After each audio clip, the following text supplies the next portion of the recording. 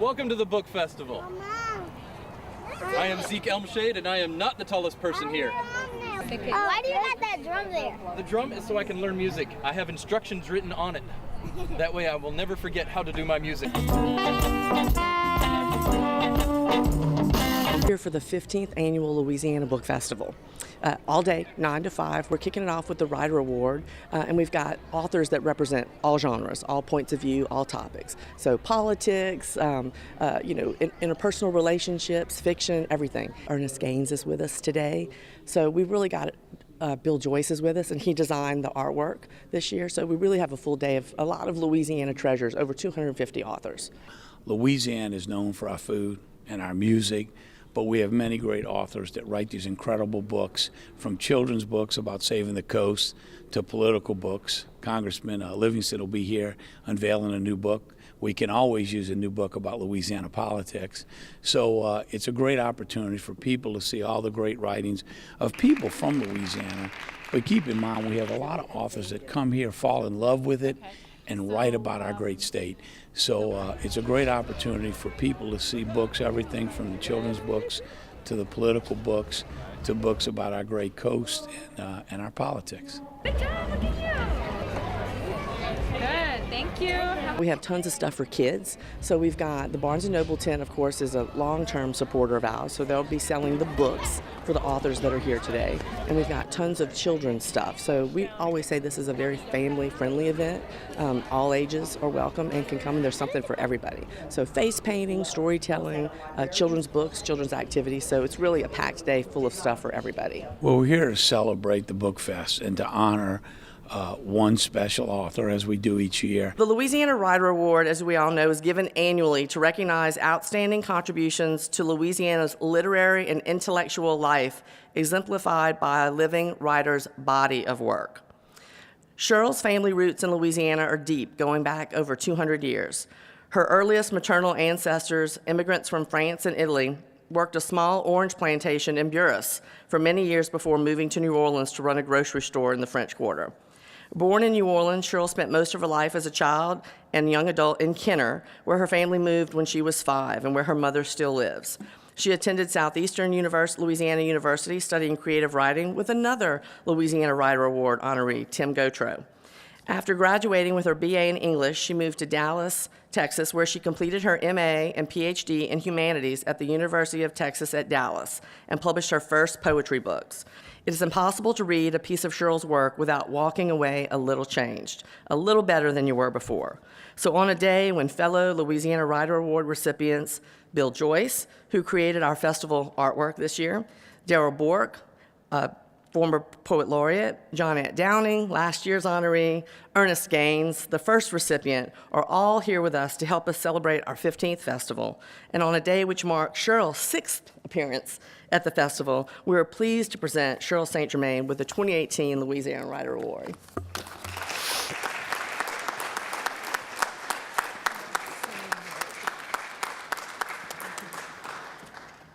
Thank you, Rebecca. I am so happy to be here, but I have to tell you, I had a nightmare last night that I was getting ready to come here, and all I could find to wear was a Mardi Gras costume. And it was not a very good Mardi Gras costume either. So I was really happy when I woke up this morning and I found something suitable to wear. Thank you so much. I really thought, honestly, that I was beyond caring about such awards at this point in my life, but when I found out about it, I just started crying because it means so much to me. Louisiana means so much to me, and it's an award, I think, that means as much to me as any I've ever gotten in my life, if not more. And I want to thank Rebecca Hamilton for her work promoting culture in Louisiana. This is just a wonderful festival.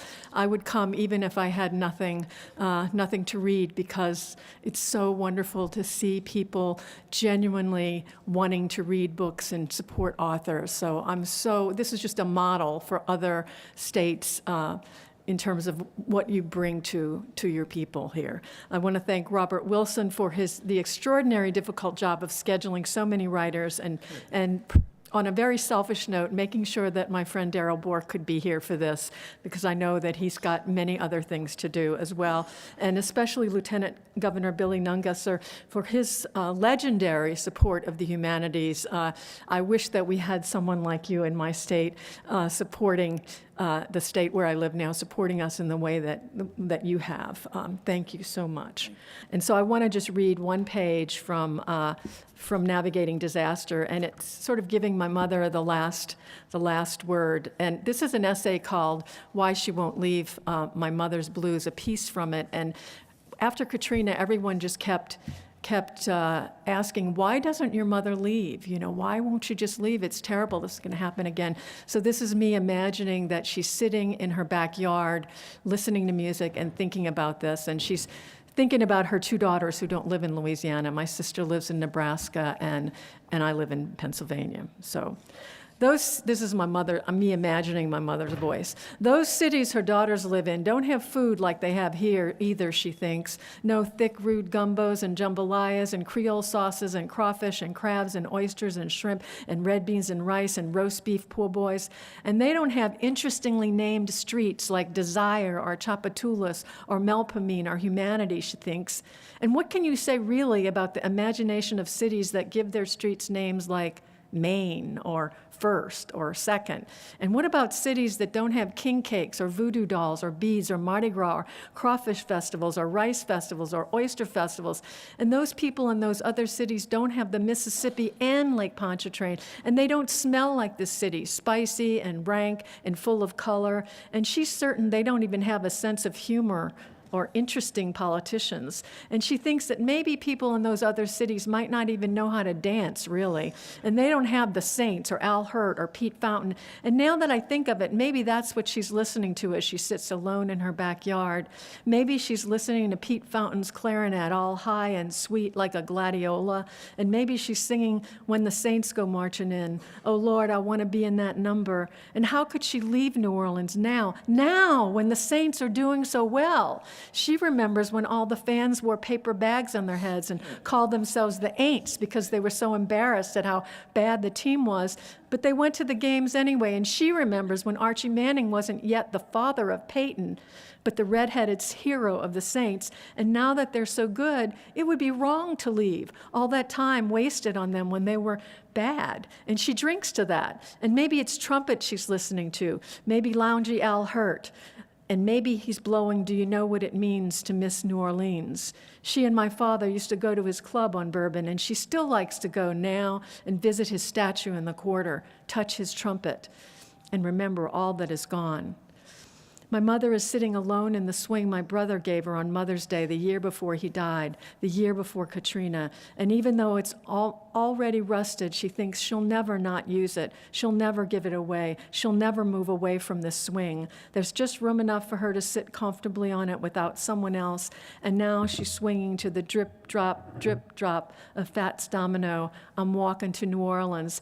And she's thinking about music and sorrow and music and forgetting and music and remembering. And she's thinking of how important music is to this city and how it's not important in this way to any other city.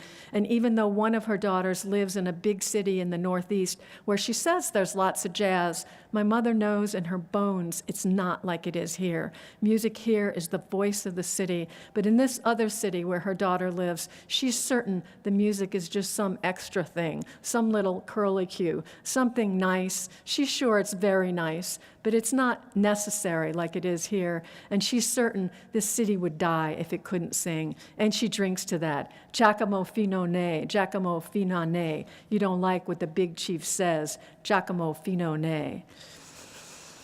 And as I write this, I'm sitting here alone like my mother in my own bedroom in some Northeast city listening to music, and it occurs to me all of a sudden that I'm not writing about my mother at all. I'm writing about myself, my own loneliness and despair and love of the music She taught me to love the music of our city, the city and the music she won't leave.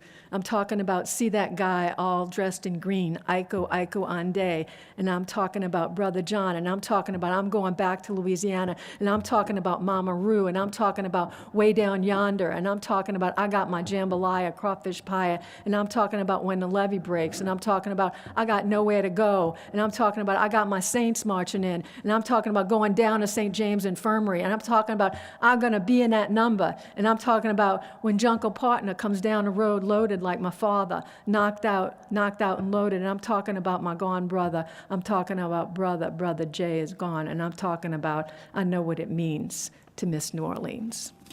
Thanks. I've been very shaped by the environment here, by the I grew up 3 blocks from Lake Pontchartrain and about a mile from the Mississippi, so the natural landscape has really shaped me in all kinds of ways. I've written a lot about it, but also New Orleans is a place like no other in terms of the food, the culture, the music, the exuberance, and I think, and I grew up with that. I grew up with music in my blood, and I think all of my early work shows that same kind of exuberance and almost too muchness and the sexiness of the landscape that's paired with kind of fear, too, because of the hurricanes and the flooding and all of that. But in an odd way, I think because I grew up in a landscape where sometimes you might be stepping on water and sometimes, it's land, I became really comfortable with ambiguity, which is something that a poet has to have. What was your reaction when you found out that you were named the Louisiana Ryder of the Year award? Well, I'm a kind of person that always thinks she's in trouble. So when I found out that Jim Davis was going to call me, I thought, oh my God, he's canceling my talk.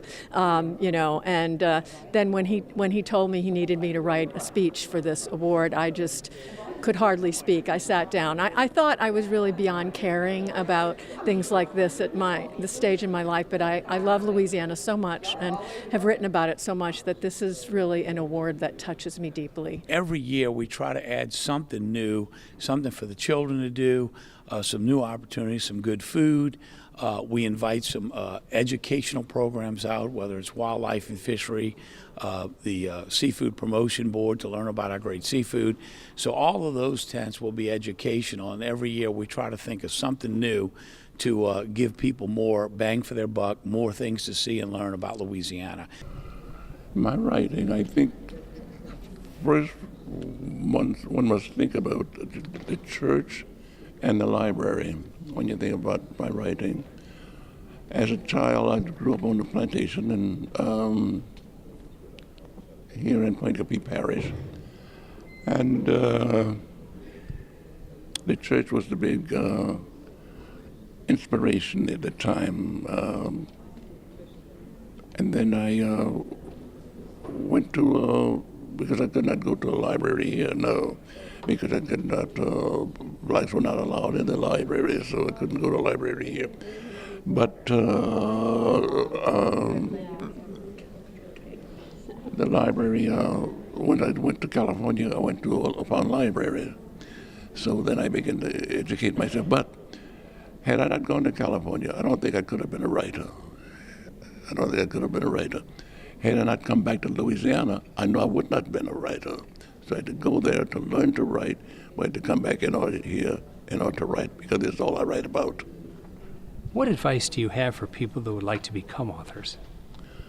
Well, I don't know how you become an artist. You're either you're an artist or you're not an artist. There's no becoming an artist. That's about all I can say about it. Your feeling regarding the legacy of your writing and where it fits in Louisiana's writing, literature, history? Oh, I guess I'm just a small part of it all. A very small part of it all. There's a lot of people out who wrote long before I came along, and there'll be people writing, a lot of people writing today, and there'll be a lot of people writing when I'm gone. So I'm just one little small part of the whole game. What would you like people to keep in mind about the importance of literature, Louisiana throughout the country? Well, I should hope they do, because everything seems like it's going away from the humanities, and literature, good writing is what sort of keep us connected. And we have to have writing. I mean, we should have writing and should have good writing. I hope that, as I said, I can contribute just a little bit to that. At its height, the show I was on would get 55 million people watching every week. And that's really only Super Bowl can get numbers like that now. So everybody knew who you were. And a few years ago, so I want to tell you a little bit why I decided to write the book. A few years ago, I started thinking about how fame and celebrity has been put on such a high pedestal now. So as much as you could be extremely famous in the past, it was still in perspective in our society. When you ask a kid, what do you want to be when you grow up? They would say a fireman or a policeman or a doctor or a construction truck driver or something like this. They didn't say, I want to be famous. And now that is the majority of the answer you'll get from kids. I've always written in my life, short stories and poems and things like that. I started writing scripts maybe 12 years ago or so.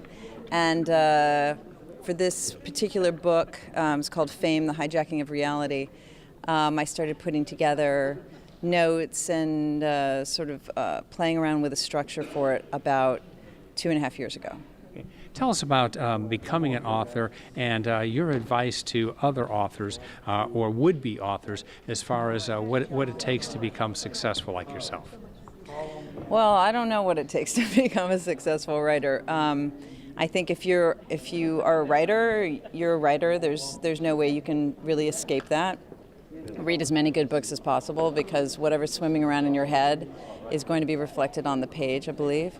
And I would say just be conscious of what your process is. Like for me, I know I can't put a project together, whether it's a script or I'm a writer-director of films too, directing a film or whatever, until the timing is right. So I let things bake for a long time, and then when they're ready to take out of the oven, in essence, that's when I make them. If I try to do that beforehand, I'll just make a pile of junk. 2016, I became chair of the Democratic National Committee as a result of the hacking of our election system. The hacking had a very unusual impact on the election. It prevented us from getting our job done or getting our message out. It also wreaked a lot of havoc and discord within the Democratic Party and, of course, our nominee, Hillary Clinton. So my book describes the experience I went through as the chair of the party, as well as the ordeal of trying to remove a foreign hostile adversary from our database and our election system. After becoming an author and writing this book, your feeling on what needs to happen now? I think it's important that we restore integrity to our election system. We see now in Florida, as well as Georgia, along with other states across the country, some voters experience long lines as a result of having their names removed from the list. They had to stay in line to provide provisional ballots.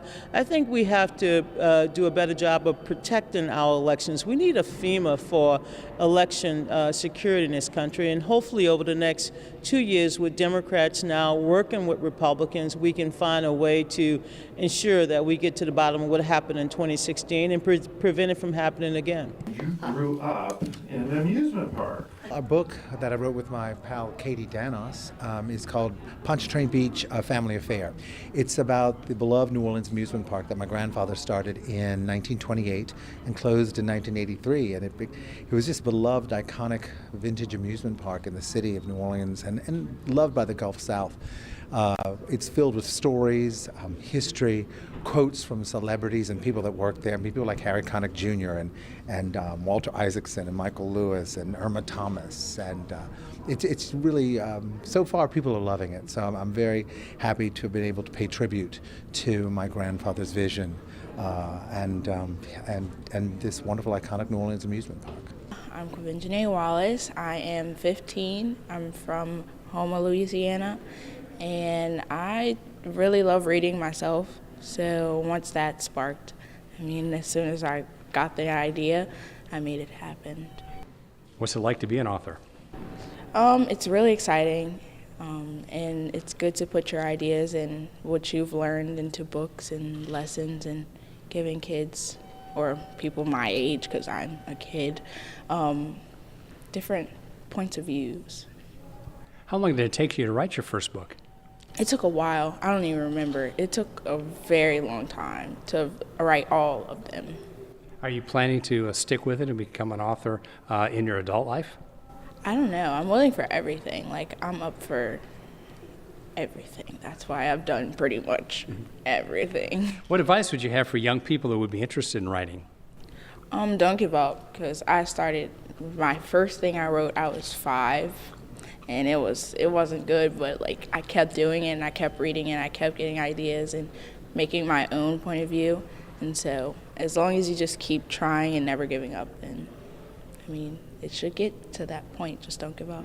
The book is American Lonesome, the work of Bruce Springsteen. It's lots of people have written books on Springsteen, so I wanted to make it something that was different, and it's very personal, but it's also, I have an academic background, so it's scholarly as well.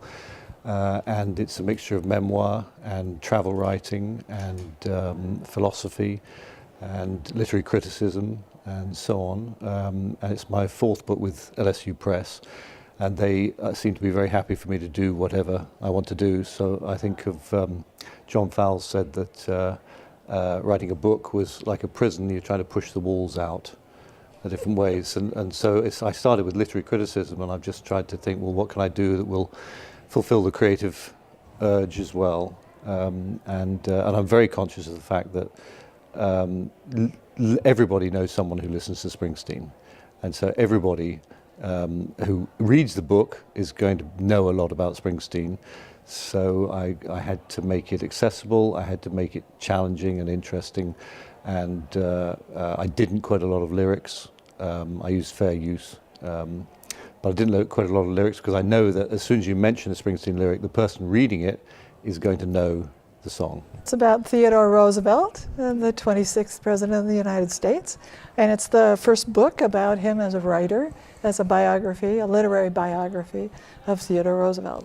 What we discovered was that he's a fabulous writer, and he's a fabulous marketer of his own work, and he was a wonderful president, and that he was perhaps the best administrator who's ever come anywhere near the White House.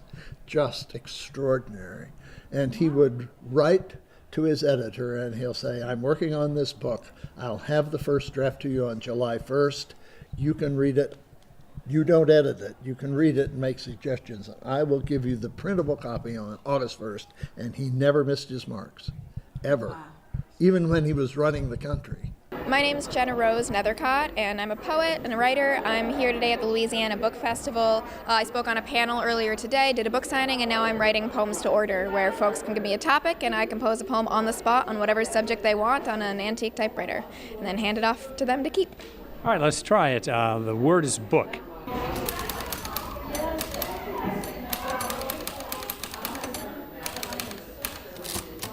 Okay, that took you about 3 minutes. Read us your poem. Alrighty. Book. This is a certain kind of object. Call it what you will. Shapeshifter, alchemy turning thought into something solid, winged beast to climb upon, to voyage into the other world. Whatever its label, these are the ingredients. Spine bony with weight, pages of the felled forest ancient in their bodies, black rivers of ink, and then the abstract universe of the human mind, caught like a moth, pinned, ready to flurry loose. You did that in 3 minutes. I did that in 3 minutes. How'd you do it? With my brain and lots of practice. What kind of response have you gotten from people that you've written the poems to order? Oh, I mean, all sorts of responses. I've written over 20,000 poems to order for people all over the world over the past 7 years. So I travel all over. I set up on street corners. I go into universities and museums. I run a whole company of poets for hire. And so we get topics on any subject under the sun. People cry, people laugh, people are, moved by them or perplexed by them or any possible reaction someone can have, because, I mean, a poem, especially a poem to order where it's on a subject that's given to us by someone else, is basically functions as a mirror for them to see whatever they need to see in it. So they react however they need to react in general. What advice do you have to young people that might want to become a poet, or older people that might want to give it a try? My advice is to read as much as you can and find voices that you get excited about and you connect with, and then of course just to write as much as you can. Like any skill, it takes practice and honing, and people often ask me if I think anyone can become a poet, and I think anyone can, in the same way that anyone can become a concert pianist, but it just requires playing the piano a lot, in the same way being a writer requires actually doing a lot of writing. All my life I grew up kind of a poor kid in an affluent community. And all my life, I've been very class conscious in terms of I always wanted to write a big American class narrative and kind of give class the same treatment I gave history in my book West of Here. And I always sort of figured it was going to be a big world beater with like many points of view across time and space. I thought it was going to be a much sort of bigger in its conception. And then I arrived at this voice of just this, 23-year-old landscaper who's living on the res and doesn't have the safety net of wealth and privilege to fall back on. This trying to make his own way. He's an autodidact. His name is Mike Munoz, and the New York Times called him a Holden Caulfield for a new millennium, which sounds great. I'll take it. That sounds great. Like, I know what they're saying. It's like a relatable young character who's, but it's actually, that's not true at all, because like he's the antithesis of Holden Caulfield. He's Holden Caulfield if he didn't have his wealth and privilege to fall back on. And so Mike just basically goes to the school of hard knocks and trying to discover himself, working on landscaping crews, and ultimately it's a coming of age about, Mike finding himself. Perseverance is what it's all about. I call myself a 27-year overnight success. Perseverance. And I learned to trust my instincts. Now that while I'm writing this next book, my hunches, I follow them. They may not turn out, but I follow them.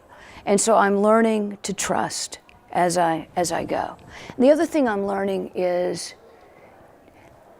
to give myself permission to write with heart, because that's who I am as a human being. So you've been writing this long, and do you have any advice for young people who want to start writing? Yeah. First, I'll say, unless you burn for it, you might think about something else. It's the hardest thing I've ever done in my life, but it's the most fulfilling, and I must do it in order to live. That's how much it matters to me. So I would check your temperature on it, and if it's something you can walk away from, walk away. But if not, you get your butt in that chair and you develop a discipline and you get a routine and you give your all to it. And the other thing is, stay open for the stories that are looking for you. Every story I've ever written has been a story that has come seeking me, I think. Actually, probably I was seeking it and it was seeking back. But to stay open for that. My co-author and I wrote a book called The Cadaver King and the Country Dentist, which is now the subtitle is A True Story of Injustice in the American South. But it's a long narrative nonfiction book about two criminal cases, true cases in Mississippi. They were wrongful convictions. And we tell that's sort of the narrative arc of the book. But we talk about some of the characters that got these individuals wrongfully convicted, and then we talk more broadly about forensic science in American courtrooms. Okay, I gotta ask, what gave you this idea? Well, I'm a lawyer. I teach at the University of Mississippi at the law school. I'm a criminal defense lawyer. And I run an innocence project there, a clinic for second and third year law students. And so we litigate claims of innocence on behalf of Mississippi prisoners. And so I've been there about 11 years now, and these are the kind of cases that we litigate. I was involved in not all, but many of the cases in the book. And so for better or for worse, I've built up this sort of storehouse of knowledge over the years. And it's a story that needs to be told, both the cases we finished with and the cases that we're still litigating. And my co-author, who's a journalist now at the Washington Post, has, it's a much longer story than we have time for here, but he began covering some of these cases about 10 years ago in Mississippi. And so we became acquainted. And at some point, 4 or 5 years ago, we thought we should write a book about these cases, and so we came together to do that. I wrote a memoir called The Electric Woman, and it's The Electric Woman, a memoir in death-defying acts. And it sort of follows two storylines, the first of which is that I joined the last American traveling sideshow. And so I learned to become a fire eater and sword swallower and snake charmer, and learned all of the sideshow acts and traveled with a sideshow for a season, which is 6 months. The other story it follows is the story of my mom, who was a really adventurous woman and had a debilitating stroke in 2010 that left her unable to talk or walk. And instead of resigning her life to kind of hospitals and kind of doing the normal things that a person who is really disabled would do, she and my stepdad decided that they would instead take this long delayed trip to Italy that they always wanted to take. And so they left Italy kind of not planning to return. And that happened at the same time that I was learning about the sideshow. So the book kind of follows those two stories, thinking about fear and fearlessness and the kinds of perils we put our body in. She was a really brave woman. She used to perform these stunts on top of surfboards, and she was a fisher person in Oregon, and she did all these really amazing things, and I was a really timid kid. And so I felt like at this moment when she was really incapacitated, doing something that would be able to honor her kind of was a way to like capture her spirit and try to do the thing that I thought she would have done. So I myself was certainly not a sideshow performer, but it felt like the boldest possible thing I could have done, and therefore the only thing I could do. There's just this one show left, and they still travel the country and you know, kind of perform in state fairs and smaller carnivals. And I found them just kind of through doing some research by accident, and thought I would just go interview them for a short article I was writing. And once I got down there and started kind of obsessively interviewing the people that were there, I realized that the story, you know, was a lot bigger than just the small interview would provide. And I think they got really kind of overwhelmed by my insistent questioning. And so the boss finally was like, if you really want to understand what this world is like, why don't you just join us for a season? And so I couldn't say no. And so I joined them and didn't know how to do anything. And on the road learned how to be a fire eater and sword swallower and snake charmer. And I thought that there was going to be a trick involved. I thought that there would be some sort of secret thing that you did that made the fire go out or made a sword collapse in your throat or something. And the thing that I learned was that there is no trick. You actually do the thing that it appears you are doing. And the only secret is that you get over your fear. So to eat fire, what you do is you put the fire in your mouth and you squelch the oxygen around it and you put the fire out. So you eat fire by eating fire. And the same is with swallowing swords. You just learn to suppress your gag reflexes and you put the sword all the way down. So it was a real lesson, you know, not only in these sideshow acts, but also I think for dealing with tremendous grief and dealing with other things in your life. There isn't actually a shortcut. There's no secret thing you do. You just withstand the pain of the thing. You just do the thing. The Fighter is the novel I'm here talking about this weekend. Fighter's set in the Mississippi Delta, which is a place I've wanted to write about for a long time. And it deals with a 40-something-year-old busted-up old cage fighter who's really got a lot of problems, as you might imagine. But also, I think he's trying to salvage this relationship with the foster mother who truly loved him. And his clock is kind of ticking, and you know she's kind of fading away from him. So he's just got one last chance to put it all together. Tell us a little bit about what goes into writing a book. How, as far as being an author, tell us a little bit about your process. Well, a lot goes into it in terms of, I think, the emotions that are involved. And I think if you're not feeling those when you're working on it, you probably should be working on something else. So I think being emotionally invested for me is the biggest thing, but then obviously too the consistency of working on it, allowing that story to even just in small increments grow and develop, and the more you work, the more your imagination works along with you. So I think finding that investment and then finding that consistency and going to it every day, to me, are the biggest things. I am a scholar of American religious history. My day job is I work at the Smithsonian, and I'm the curator of American religious history in Washington. And I am interested in the small, outside the mainstream religious groups in American religious history.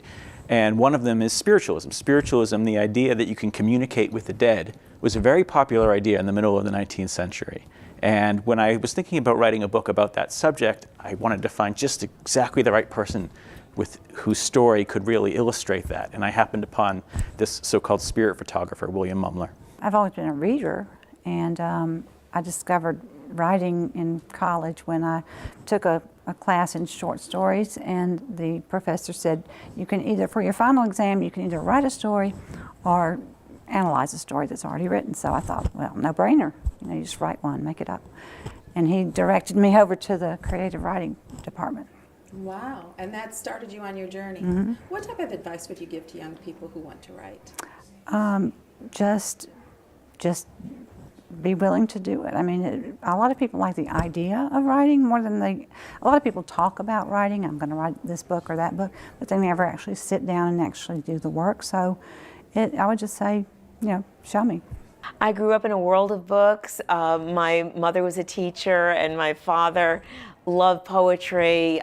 We grew up with books my mother used to read to me every night, and I became a writer. I am the theater critic for the Dallas Morning News. I was a journalist all my life.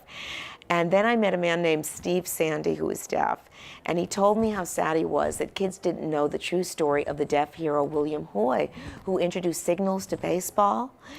And yes, in the 1800s, when the game was young. And I said, Steve, maybe if I write a children's book, the kids will know about it and they'll spread the word. And he told me that he has another dream for William Hoy to be in the National Baseball Hall of Fame. And I said, well, if the kids read the book and they agree, maybe they'll write letters to the Hall of Fame. Well, I thought it was going to be so easy because I'm a journalist. I write about 3 stories a day. I thought, I'll knock this off in an afternoon. 13 years later, oh my I finally sold that first book because I had to take classes. I had to be in critique groups. It was so much to the art of writing picture books. I had so much hubris. I did not know what I did not know. And that book did come out in 2016.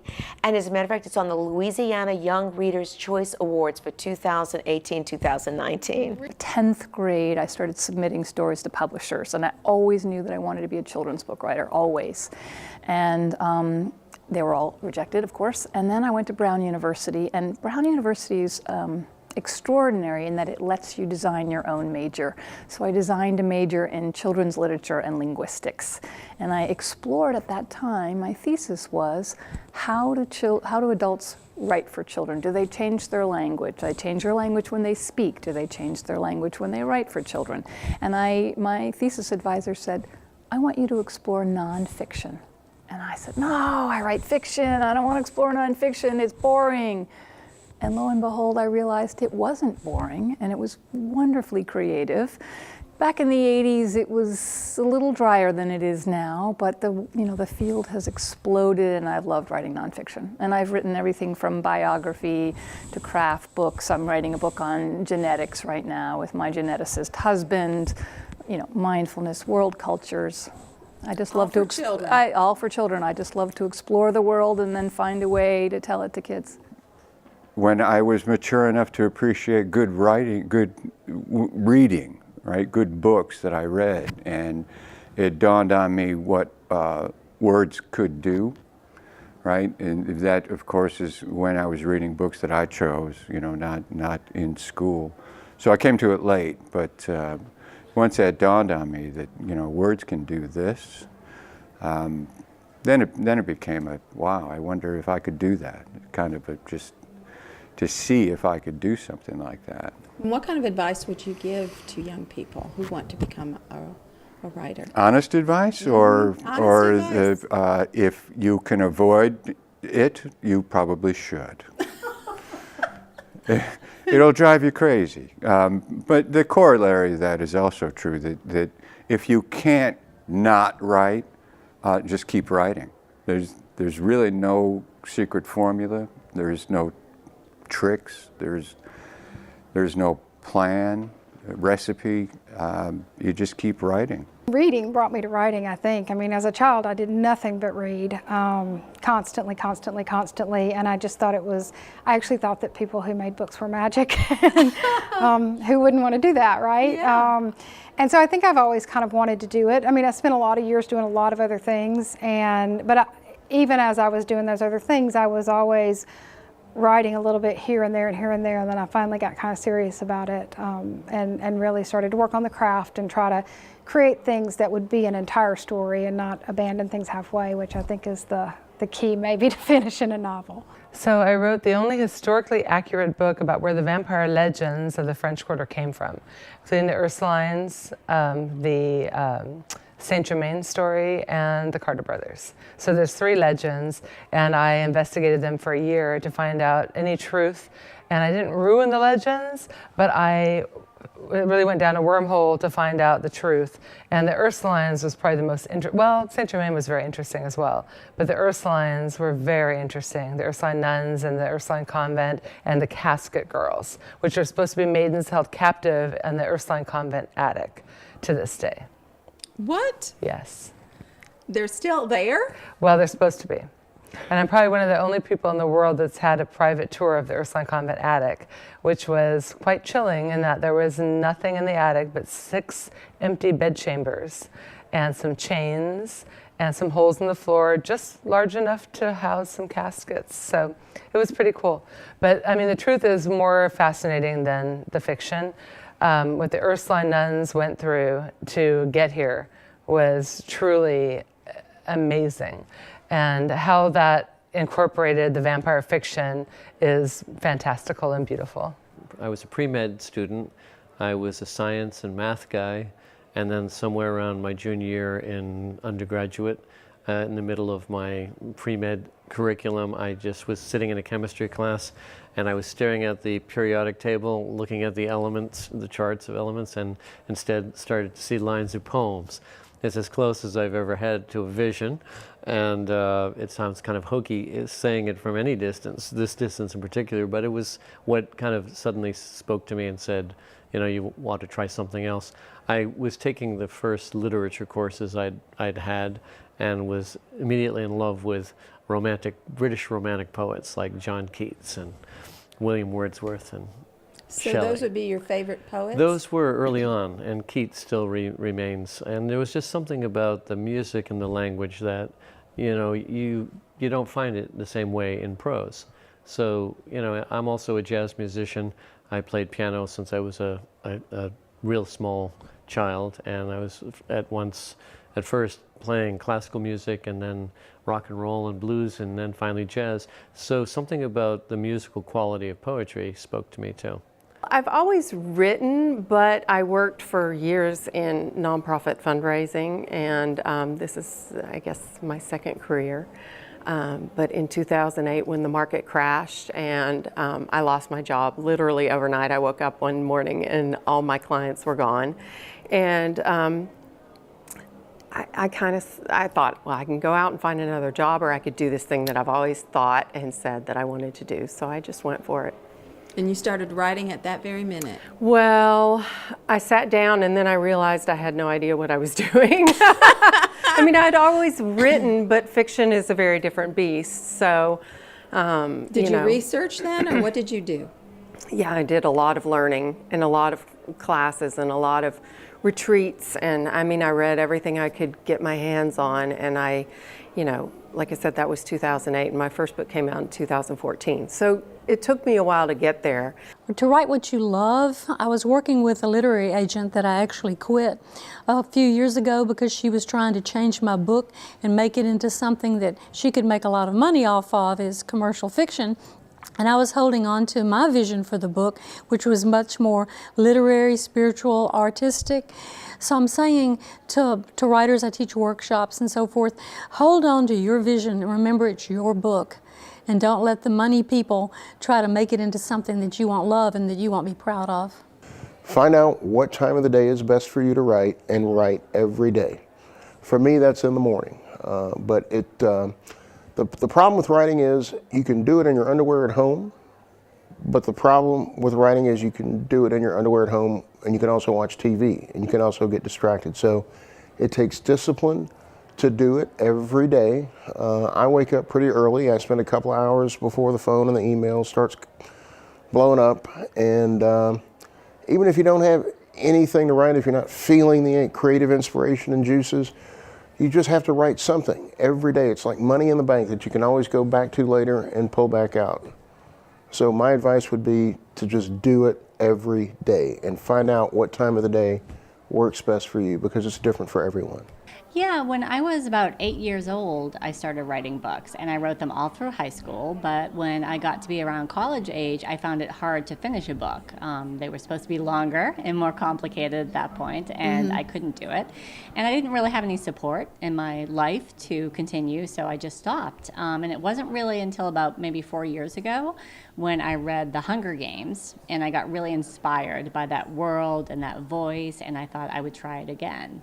So I did, and that first book didn't go anywhere, nor did the second, but my third book was One of Us is Lying.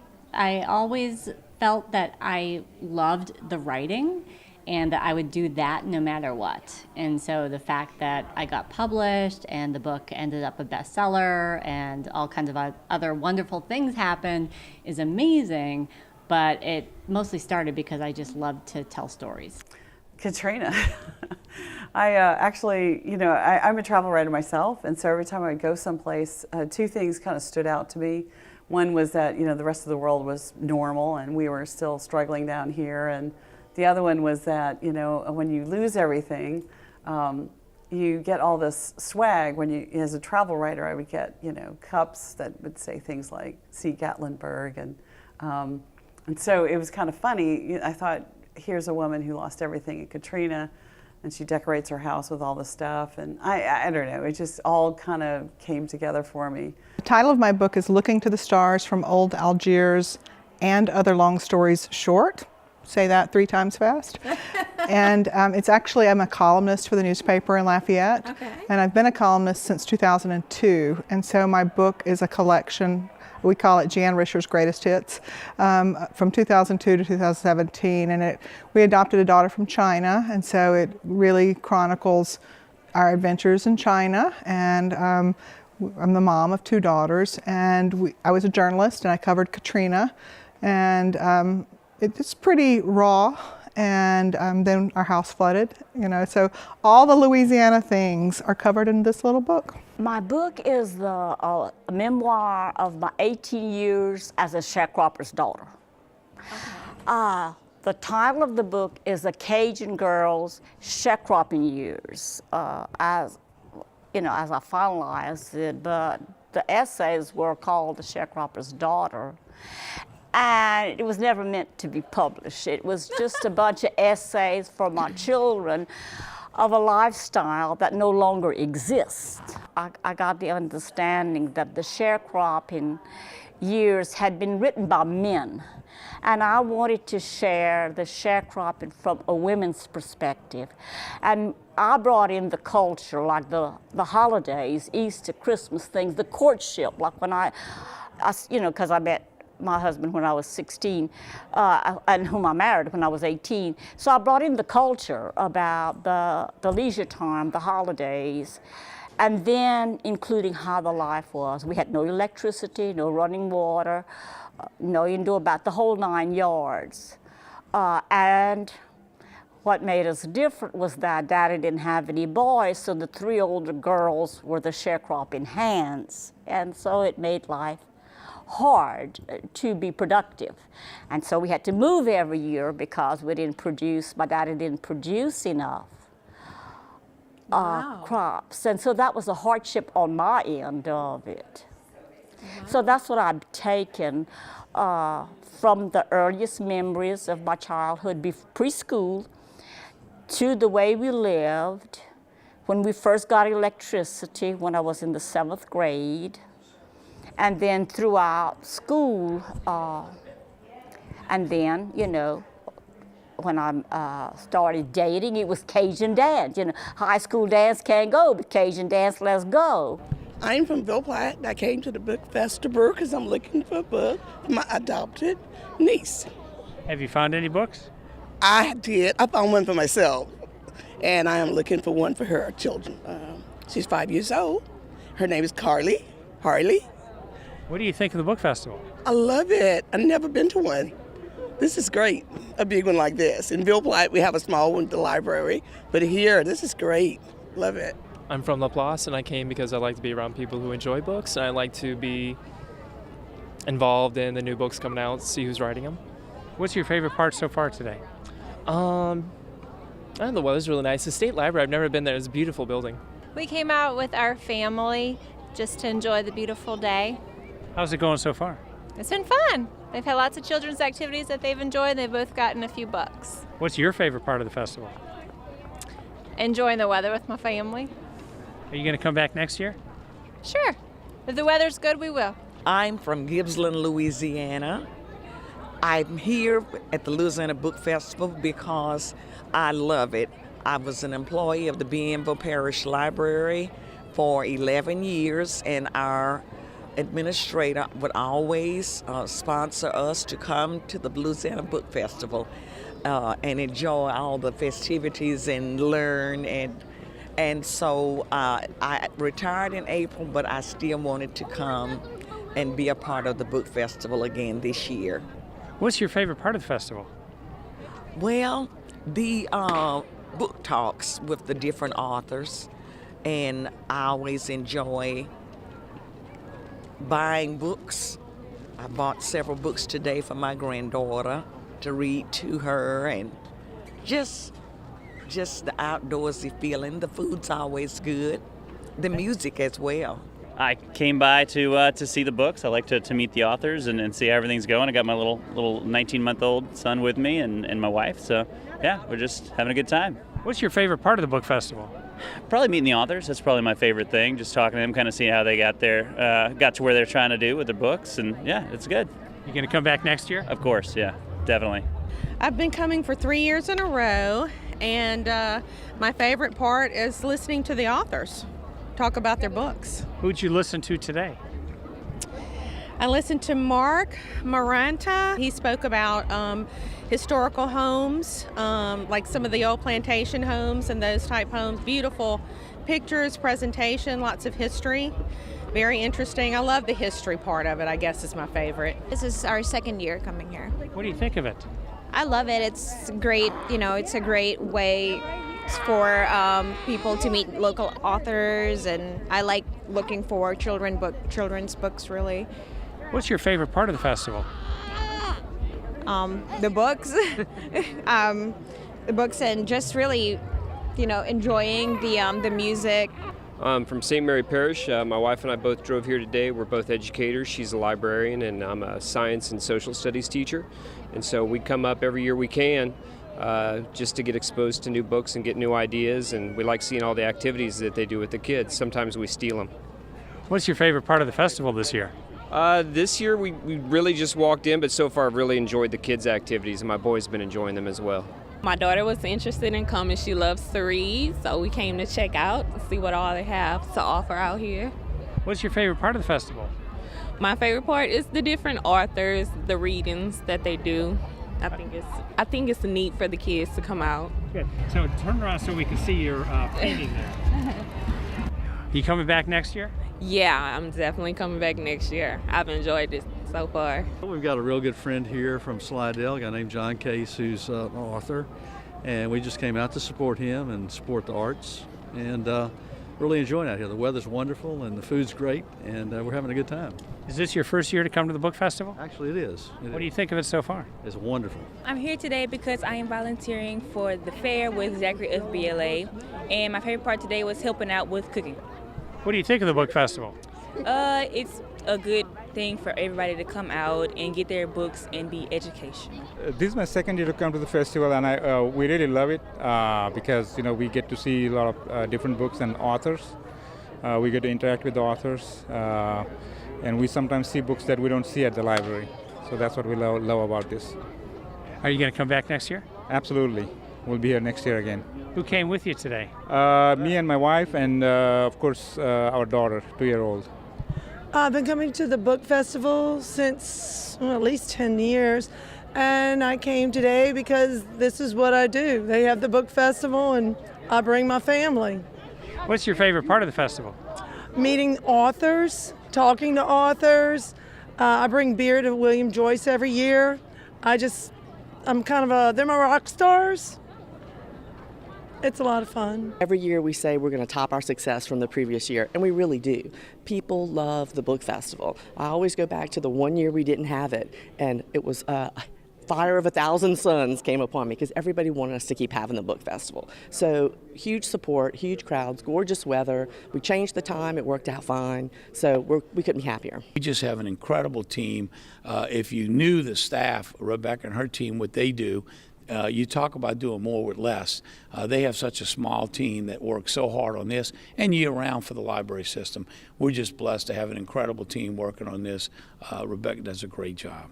If people have questions like more information for next year's festival, what should they do? They could go to our website, www.louisianabookfestival.org.